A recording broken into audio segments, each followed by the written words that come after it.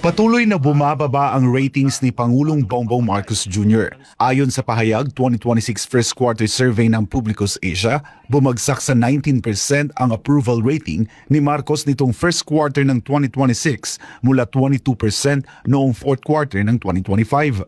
Ang trust rating ng Pangulo ay bumaba rin sa 13% mula sa dating 15%. Ayon sa Publicus Asia, kabilang sa mga pangunahing dahilan ng pagbaba ng ratings ng Pangulo ay ang umano'y kabiguang papanagutin ang big fish sa kontrobersiya sa flood control, ang negatibong reaksyon sa pagpapakulong kay dating Pangulong Rodrigo Duterte sa Dahig, at ang hindi maayos na pagtugon sa tumataas na presyo ng langis.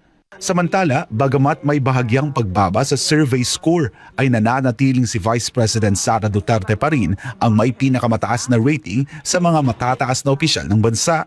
Nakakuha si VP Sara ng 28% na approval rating ayon sa pahayag survey. Ang kanyang trust rating ay nasa 26% naman. Sa kabila ng resulta ng pahayag survey, nananatiling matibay ang imahe ni VP Sara. Higit siyang iniuugnay sa katapangan na sinundan ng malasakit sa mga Pilipino at pagmamahal sa bayan.